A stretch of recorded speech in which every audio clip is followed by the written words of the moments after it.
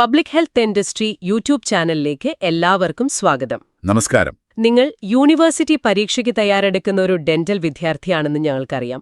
അപ്പോൾ financing dental health care എന്ന വിഷയത്തിലെ ഒരു ഭാഗം അത് കുറച്ചൊരു കൺഫ്യൂഷൻ ഉണ്ടാക്കുന്നുണ്ടെന്നും അറിയാം. വിഷമിക്കണ്ട. ഇന്ന് നമ്മൾ ആ വിഷയമാണ് സംസാരിക്കാൻ പോണത്. അതായത് പോസ്റ്റ് പേയ്മെന്റ് പ്ലാനുകൾ. ഒരു 3 മാർക്കിനോ 5 മാർക്കിനോ ചോദ്യം വന്നാൽ ഒരു പേജ് മുഴുവൻ എഴുതാൻ പറ്റുന്ന രീതിയിൽ വളരെ സിമ്പിളായിട്ട് നമുക്കിത് പഠിക്കാം. അതെ, ശരിക്കും ഡെന്റൽ കെയറിന് പണം കൊടുക്കുന്ന രീതികളെപ്പറ്റി പറയുമ്പോൾ ഏറ്റവും പഴയ രീതി ഫീ ഫോർ സർവീസ് ആണല്ലോ. അതെ, ഫീ ഫോർ സർവീസ്. ചികിത്സ എടുക്കുന്നു, അപ്പോൾ തന്നെ ഡോക്ടർക്ക് നേരിട്ട് പണം കൊടുക്കുന്നു. പക്ഷേ എല്ലാവർക്കും വലിയൊരു തുക അത് ഒറ്റയടിക്ക് കൊടുക്കാൻ ബുദ്ധിമുട്ടായിരിക്കും. ആ ഒരു പ്രശ്നം പരിഹരിക്കാനാണ് പലതരം ഫിനാൻസിംഗ് രീതികൾ വന്നത്.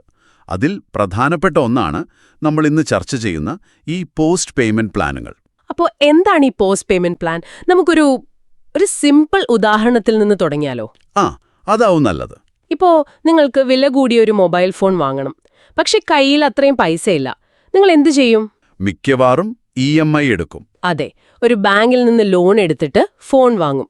എന്നിട്ട് എല്ലാ മാസവും കുറച്ചായിട്ട്, അതായത് EMI ആയിട്ട് ആ ലോൺ തിരിച്ചടയ്ക്കും. ഏകദേശം ഇതേപോലെ തന്നെയാണ് ഡെന്റൽ ചികിത്സയുടെ കാര്യത്തിലും ഈ പോസ്റ്റ് പേയ്മെന്റ് പ്ലാനുകൾ പ്രവർത്തിക്കുന്നത്.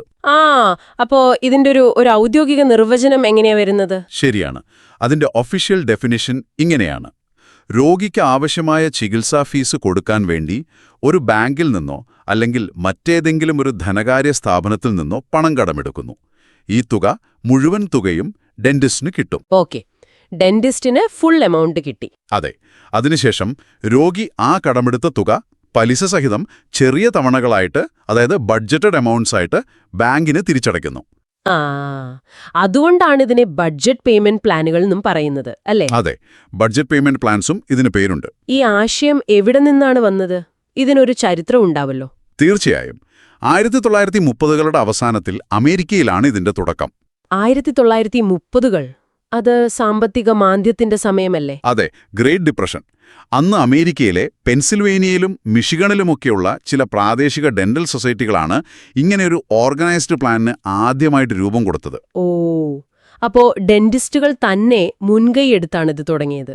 അതിനു മുൻപ്, അതായത് ഒരു 1929ലൊക്കെ ന്യൂയോർക്കിലെ നാഷണൽ സിറ്റി ബാങ്ക് പോലുള്ള സ്ഥാപനങ്ങൾ ഡെന്റൽ ചികിത്സയ്ക്ക് വേണ്ടി പേഴ്സണൽ ലോൺസ് കൊടുക്കാൻ തുടങ്ങിയിരുന്നു. പക്ഷേ അതൊരു ചിട്ടയില്ലാത്ത പരിപാടിയായിരുന്നു. പിന്നീട് 1935ഒക്കെ ആയപ്പോഴാണ് ഈ ഡെന്റൽ സൊസൈറ്റികൾ വന്ന് ഇതിനൊരു സിസ്റ്റമാറ്റിക് രൂപം കൊടുത്തത്. അപ്പോ ഈ പദ്ധതി ആരെയാണ് ശരിക്കും ലക്ഷ്യം വെച്ചത്? ആർക്കായിരുന്നു ഇതിന്റെ ഗുണം കിട്ടേണ്ടിയിരുന്നത്? ശരിക്കും സമൂഹത്തിലെ എല്ലാ വിഭാഗം ആളുകൾക്കും ഇതിന്റെ പ്രയോജനം കിട്ടുമെന്നായിരുന്നു പ്രതീക്ഷ. പക്ഷേ സംഭവിച്ചത് വേറൊന്നാണ്. എന്തായിരുന്നു അത്? ഇത് കൂടുതലായി ഉപയോഗിച്ചത് ഇടത്തരം വരുമാനക്കാരായിരുന്നു, അതായത് മിഡിൽ ഇൻകം ഗ്രൂപ്പ്. അല്ലാതെ താഴ്ന്ന വരുമാനക്കാർക്ക് ഇതിന്റെ പ്രയോജനം അത്ര കിട്ടിയില്ല. അതെന്താ അങ്ങനെ? പ്രധാനമായും വലിയ ചിലവുള്ള ചികിത്സകൾക്കായിരുന്നു ആളുകൾ ഈ സൗകര്യം ഉപയോഗിച്ചത്. ഉദാഹരണത്തിന് പല്ലുവെക്കുന്ന പോലുള്ള പ്രോസ്തെറ്റിക് ട്രീറ്റ്മെന്റ്. അതിനൊക്കെ അന്ന് നല്ല ചെലവ് വരും. അപ്പൊ അങ്ങനെയുള്ള ചികിത്സകൾക്കാണ് ആളുകൾ ഈ ലോൺ എടുത്തത്. ഓക്കെ, പക്ഷേ എന്തുകൊണ്ടാണ് താഴ്ന്ന വരുമാനക്കാർക്ക് ഇത് ഉപയോഗിക്കാൻ പറ്റാതിരുന്നത്? ലോൺ ഏറ്റവും കൂടുതൽ ആവശ്യം അവർക്കല്ലേ? അതിന് പ്രധാനമായിട്ട് 2 കാരണങ്ങളുണ്ട്. എന്തൊക്കെയാണത്? ഒന്ന്, വായ്പ തിരിച്ചടയ്ക്കവല് വീഴ്ച, അതായത് ഡിഫോൾട്ടഡ് ലോൺസ്. ചിലർക്ക് ലോൺ എടുത്താൽ കൃത്യമായിട്ട് തിരിച്ചടയ്ക്കാൻ പറ്റിയില്ല. അത് ബാങ്കിന് നഷ്ടമാണല്ലോ. അതെ, അതൊരു വലിയ റിസ്ക്കാണ്. രണ്ടാമത്തെ കാരണം വായ്പ യോഗ്യത, അഥവാ ക്രെഡിറ്റ് വർദിനെസ്. അതെന്താണ്? ഒരു സ്ഥിര വരുമാനമില്ലാത്ത താഴ്ന്ന വരുമാനക്കാരായ രോഗികൾക്ക് ലോൺ കൊടുക്കുന്നത് ഒരു റിസ്ക് ആയിട്ട് ബാങ്കുകൾ കണ്ടു. അപ്പോൾ അവർക്ക് ലോൺ അപ്രൂവൽ കിട്ടാൻ ഭയങ്കര പാടായിരുന്നു. അപ്പൊ ആരെയാണോ സഹായിക്കാൻ ഉദ്ദേശിച്ചത് അവരെ സിസ്റ്റം തന്നെ പുറത്താക്കി. ഏകദേശം അതെ, അതായിരുന്നു അതിന്റെ ഒരു പ്രധാന പരിമിതി. അപ്പോ ഇന്നത്തെ കാലത്ത് ഈ പദ്ധതിക്ക് എന്ത് പ്രസക്തിയാണുള്ളത്? ഇപ്പോഴും ഇങ്ങനത്തെ പ്ലാനുകൾ ഉണ്ടോ? പഴയ രൂപത്തിലില്ല. കാരണം എന്താന്ന് വെച്ചാൽ ഇന്ന് നമുക്ക് ക്രെഡിറ്റ് കാർഡുകളുണ്ട്. ശരിയാണ്. ക്രെഡിറ്റ് കാർഡുകളുടെ ഉപയോഗം വളരെ കൂടിയതുകൊണ്ട് ഇത്തരം സ്പെഷ്യൽ പോസ്റ്റ് പേയ്മെന്റ് പ്ലാനുകളുടെ ആവശ്യം കുറഞ്ഞു. ആളുകളിപ്പോൾ വിസ, മാസ്റ്റർ കാർഡ് പോലുള്ള ക്രെഡിറ്റ് കാർഡുകൾ ഉപയോഗിച്ച് ചികിത്സയുടെ ഫീസ് അടയ്ക്കും. എന്നിട്ട് ആ തുക ബാങ്കിന് തവണകളായിട്ട് തിരിച്ചടയ്ക്കും. ആശയം ഒന്നു തന്നെ, പക്ഷെ രീതി മാറി. കൂടുതൽ എളുപ്പമായി. അതെ, കൃത്യമായി. അപ്പോ നമുക്ക് പരീക്ഷയ്ക്ക് വേണ്ടി ഇതൊന്ന് ചുരുക്കി പറഞ്ഞാലോ? പോസ്റ്റ് പേയ്മെന്റ് പ്ലാൻസിനെ കുറിച്ച് ഒരു ചോദ്യം വന്നാൽ എന്തൊക്കെ പോയിന്റുകളാണ് ഉറപ്പായും എഴുതേണ്ടത്? തീർച്ചയായും. നമുക്കതൊന്ന് ഓർഡറിൽ പറയാം. ഒന്നാമത്തെ പോയിന്റ് അതിന്റെ നിർവചനം.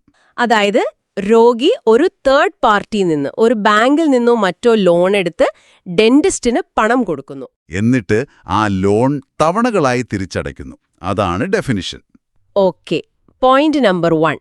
രണ്ടാമത്തേത് ചരിത്രം. 1930കളില് അമേരിക്കൻ ഡെന്റൽ സൊസൈറ്റികൾ തുടങ്ങിയ ഒരു സംഘടിത പദ്ധതിയാണെന്ന് എഴുതാം. ശരി. മൂന്നാമത്തെ പോയിന്റ് ഉപയോഗം. സമൂഹത്തിലെ എല്ലാ വിഭാഗങ്ങളെയും ലക്ഷ്യം വെച്ചെങ്കിലും ഇടത്തരം വരുമാനക്കാരാണ് ഇത് കൂടുതലായി ഉപയോഗിച്ചത്. അതും വലിയ ചികിത്സാ ചെലവുകൾക്ക്. പ്രധാനമായും പ്രോസ്തെറ്റിക് ട്രീറ്റ്മെന്റിന്. അതെ. ഇനി നാലാമത്തെ പോയിന്റ് പരിമിതികൾ. ആ, വായ്പ തിരിച്ചടവിലെ പ്രശ്നങ്ങളും പിന്നെ താഴ്ന്ന വരുമാനക്കാർക്ക് ലോൺ കിട്ടാനുള്ള ബുദ്ധിമുട്ടും. വളരെ ശരിയാണ്. അതാണ് അതിന്റെ ലിമിറ്റേഷൻസ്. ഓക്കെ. അവസാനമായി അഞ്ചാമത്തെ പോയിന്റ് അതിന്റെ ഇന്നത്തെ പ്രസക്തി. ക്രെഡിറ്റ് കാർഡുകളുടെ വരവോടെ ഈ പ്രത്യേക പദ്ധതിയുടെ പ്രാധാന്യം കുറഞ്ഞു എന്ന് പറയാം. വളരെ വ്യക്തമായി.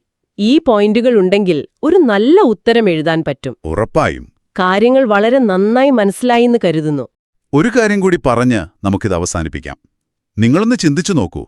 ചികിത്സയുടെ ചെലവ് താങ്ങാൻ പറ്റാത്ത അവസ്ഥ, അതായത് അഫോർഡബിലിറ്റി, ആ പ്രശ്നം പരിഹരിക്കാനാണ് ഇത്തരം പ്ലാനുകൾ വന്നത്, അല്ലേ? അതെ. പക്ഷേ ഇത് ശരിക്കും എന്താ ചെയ്തത്? ഡെന്റിസ്റ്റിന്റെ സാമ്പത്തിക റിസ്ക് അതൊരു ബാങ്കിലേക്ക് മാറ്റി. ശരിയാണ്. അതേസമയം വായ്പയുടെ മുഴുവൻ റിസ്ക്കും രോഗിയുടെ ചുമലിലേക്ക് മാറ്റി. ശരിയാണ്. കടം വാങ്ങുന്നത് രോഗിയാണല്ലോ. അതെ. ഇത് പബ്ലിക് ഹെൽത്ത് പോളിസിയെക്കുറിച്ച് ഒരു പ്രധാനപ്പെട്ട ചോദ്യം ഉയർത്തുന്നുണ്ട്. ആരോഗ്യ സംരക്ഷണത്തിനുള്ള പണം കണ്ടെത്തേണ്ടത് രോഗികളെ കടക്കിണിയിലാക്കുന്ന ഇത്തരം ലോൺ പദ്ധതികളിലൂടെയാണോ? അതോ രോഗികൾക്ക് കടബാധ്യതയില്ലാതെ ചികിത്സ ഉറപ്പാക്കുന്ന മറ്റു മാർഗങ്ങൾ നമ്മൾ കണ്ടെത്തണോ? അതെ. അതൊരു വലിയ ചോദ്യമാണ്. ആ ചോദ്യം നിങ്ങൾക്കും ചിന്തിക്കാൻ വിടുന്നു.